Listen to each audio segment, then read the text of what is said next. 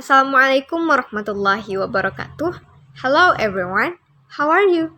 Hopefully you are in good condition today. We are from group 3 with the members are Arfa Munawela, Azkia Asifa, Nabila Husna, and Nada Fatin. I will explain to you about teaching vocabulary and pronunciation.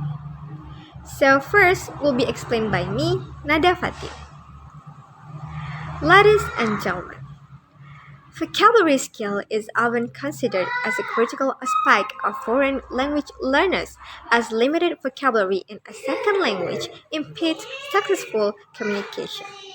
Considering the importance of vocabulary acquisition, Smith emphasizes that lexical knowledge is central to communicative competence and to the acquisition of a second language. Nation then describes the correlation between vocabulary knowledge and language practice as complementary, that is, the skill of vocabulary enables language use and conversely. Language use leads to an increase in vocabulary knowledge. The importance of vocabulary is demonstrated daily. In classroom, the achieving students possess the most sufficient vocabulary. Researchers have realized that the acquisition of vocabulary is essential for successful foreign language use and plays an important role in the formation of complete spoken and written text. Learning vocabulary items plays a vital role in all language skills. Al-Qahtani furthermore argued that the acquisition of an adequate vocabulary is essential for successful foreign language use because without an extensive vocabulary, a language learner will be unable to use the structures and functions we may have learned for comprehensible communication. Some research has shown that second language readers rely heavily on vocabulary knowledge, and the lack of that knowledge is the main and the largest obstacle for readers to overcome. In production, when language learners have a meaning or concept that they wish to express, they need to have a store of words from which they can select to express this meaning or concept. When language learners travel, they do not carry grammar books, but dictionaries. Many researchers argue that vocabulary is one of the most important components in learning a foreign language, and foreign language curricula must reflect this. There was not much value in being able to produce grammatical sentences if one was not get the vocabulary that needed to convey what one wished to say. We can say that without grammar very little can be conveyed. Without vocabulary, nothing can be conveyed. Many reasons for devoting attention to vocabulary. First, a large vocabulary is of course essential for mastery of a language. Second language acquirers know that they carry dictionaries with them, not grammar books, and regularly report that the lack of vocabulary is a major problem. On the other hand, vocabulary has been acknowledged as language learners' greatest single source of problems. This remark may possibly reflect that the open-endedness of a vocabulary system is perceived to be a cause of difficulty by learners. Another possible reason is that, unlike syntax or phonology, vocabulary doesn't have rules. The language learners may follow to acquire and develop their knowledge. In other words, it is not clear in vocabulary learning what rules apply or which vocabulary item should be learned first. Vocabulary was by far sizable and a manageable component in the learning of any language, whether a foreign or one's mother tongue, because of tens of thousands of different meanings. Despite these difficulties that language learners face in alto vocabulary, they still have to deal with it in their examinations, as vocabulary has traditionally been one of the language components measured in language tests. Furthermore, many learners see second language acquisition as essentially a matter of learning vocabulary and therefore they spend a great deal of time on memorizing lists of words and rely on their bilingual dictionary as a basic communicative resource. It can be concluded that language teachers and applied linguists now generally recognize the importance of vocabulary learning and are exploring ways of promoting it more effectively. So that is the explanation about introduction of teaching vocabulary. Now we move to teaching pronunciation. Ladies and gentlemen, pronunciation on teaching is most complicated but significant aspects of ESL or ESL teaching. In the process of communication, pronunciation has great importance because successful communication takes place only with correct pronunciation. Bad pronunciation of English will make people misunderstand the speaker easily, whereas good pronunciation will encourage them to listen the speaker willingly. Noonan has mentioned that teaching of pronunciation is dealt from different point of view because influence of first language seems prominent in case of pronunciation and only gifted learners can attain the mastery over pronunciation though they start learning language after puberty. Pronunciation includes suprastigmental features, and they are sounds of the language, stress and rhythm, intonation, and etc. Each language has a great number of possible sounds. For example, English has 44 distinctive sounds, whereas in English there are 26 alphabets.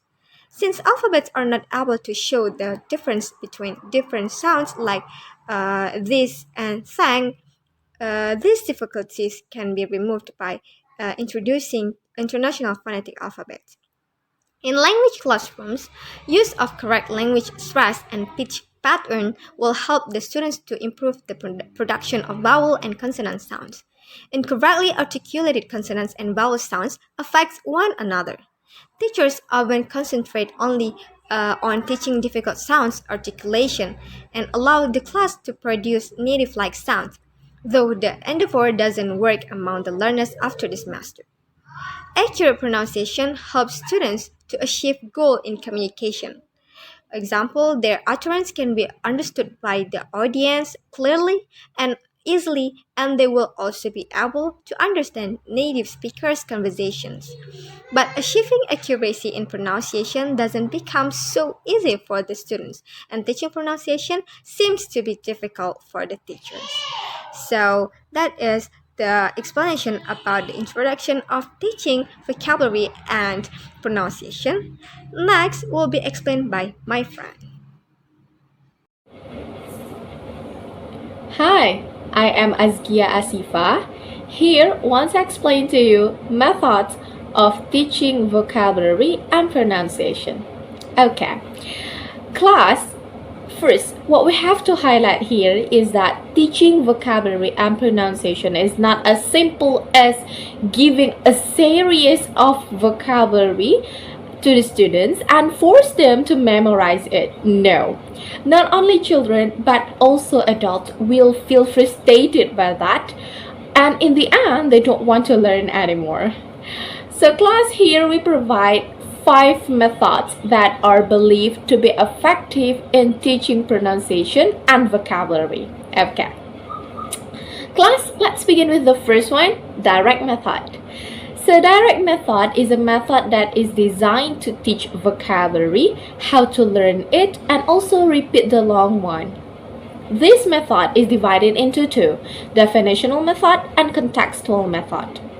In definitional method, there are two techniques, word list and word analysis.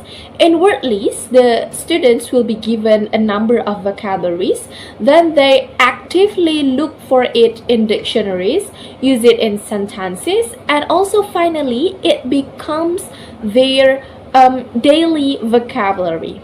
While in word analysis, the students just looks for the unknown vocabulary in dictionaries.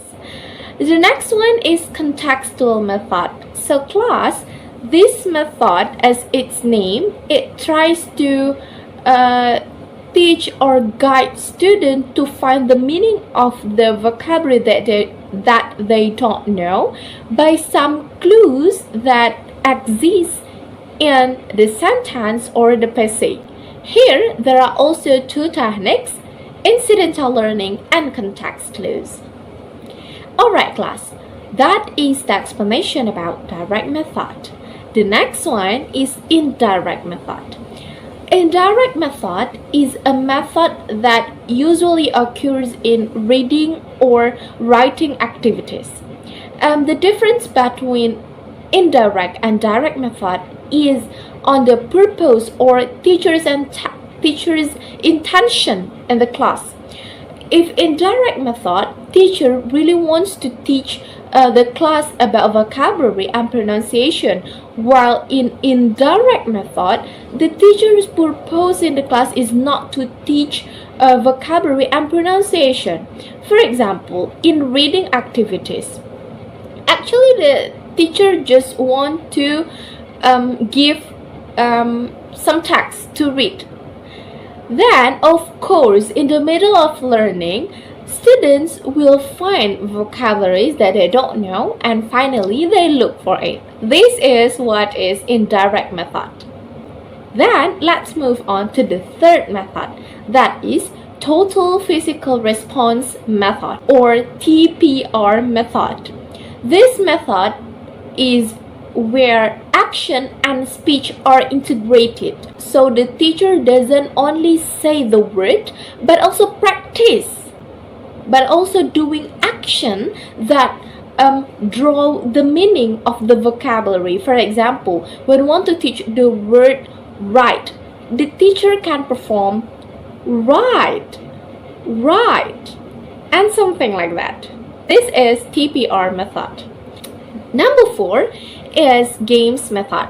This method is still believed to be the effective method in teaching language, because here students will never be burdened in learning. There are some games that is believed to be effective in teaching vocabulary and pronunciation. Those are spelling bee, tongue twisters, debate, to name a few things, and many more. Class, this is the last method. Number 5, storytelling method. This is an old traditional method, but still effective today. In the story, of course, students will find some vocabularies that they don't know before, and here they don't only get new vocabulary, but also know how to use it properly. And of course, we'll get the right pronunciation that will be pronounced by the teacher. Class, those are 5 methods of teaching vocabulary and pronunciation: direct method, indirect method, TPR method, games method, and the last one is storytelling methods. Next, you'll be heard about techniques in teaching vocabulary and pronunciation. That's all from me. Thank you. Okay, my name is Nablosna, and now I will explain about the technique of teaching vocabulary and pronunciation. The first is technique for teaching vocabulary. In this section, we will look at various techniques for presenting and to a lesser degree practicing vocabulary. It is important to realize that a good teacher will not really on just one of these techniques, but will use a combination. The first technique is visual and realia. One of the most effective ways of teaching vocabulary is to show students the word. Concrete words, mostly nouns, can usually be conveyed through picture or realia or real object. The second is mime and anecdotes. Visual and realia are usually limited to concrete words and are probably ineffectual when it comes to more abstract notion and even some basic area of vocabulary such as verb, adverb, and adjective. And the third is eliciting and context. Eliciting word from students is an effective way of activating their memories. In a class of students, it is quite possible that one or two may have come across the word before, even with low level. And using synonym and antonym, a technique often used by teacher, especially at low level, is to explain word by using synonym or antonym. And translation. Translation is another technique that has pros and cons. Many teacher and teacher trainers see translation as a bad thing. They seem to feel that translation will in some way prevent the student from ever becoming proficient in the target language. This is quite obviously not true. And dictionary. Giving your students strategies for learning is an important part of teaching. When you consider the amount of time your student will spend outside the classroom. And the second is technique of teaching pronunciation. There are some techniques that teacher can be used in teaching pronunciation. The first is drilling. Drilling is one of main ways of teaching pronunciation which is practiced in classroom. Drilling is basic for teaching pronunciation or word stress, sentence stress, and intonation. The aims of drilling are to help the learner to get better pronunciation and to help them to keep in mind new items. The kind of drills are stated by Larsen Freeman as follows: backward, bull and wool up drill, repetition drill, trench drill, single slot substitutions drill, multiple slot substitutions drill, transformational drill, and question and answer drill. The second is minimal pair. Teachers use minimal pairs in the classroom as a process of focus on sounds that are difficult for learner. These activities is teacher give to word whose pronunciation is different by only one sound, such as rich and rich, buff and buff, or man or mine. And the third is visual aids. Improvement of teachers descriptive of how sound are produced by audiovisual aids such as picture, mirror, road sounds, color card, relia, and others. And the fourth is communicative activity. All of the activities such as interview, role plays, drama, speech, and audio tape dialogue journal can be used in classroom to practice pronunciation. Meanwhile, all of those activities are not possible done in class. It happened because the situation and facilities is not allowed. And the last is reading aloud. Focus on stress timing and intonation are the part of script for learner in learning pronunciation. Alright, now we go to the strategies in teaching vocabulary and pronunciation. We should know the definition of strategy first. Well, Lawton defines strategy as the generalized plan for a lesson.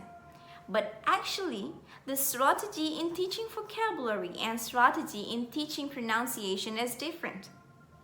So I will first explain to you the strategy in teaching vocabulary.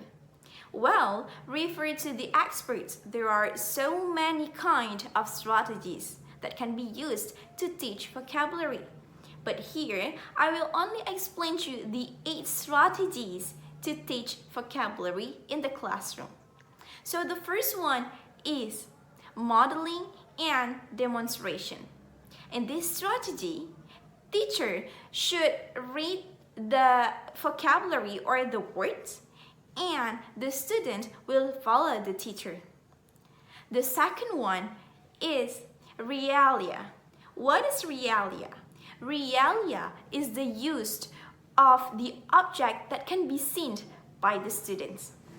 Realia includes the object, the action, the real factors, and the concrete material, and also the activity for every element. Now we go to number 3, that is picture. Picture is a capture of a moment. So the picture that can be used here, just like a family picture, a holiday picture, memorable picture, the coloring pages, and etc. The next one, we go to the translation.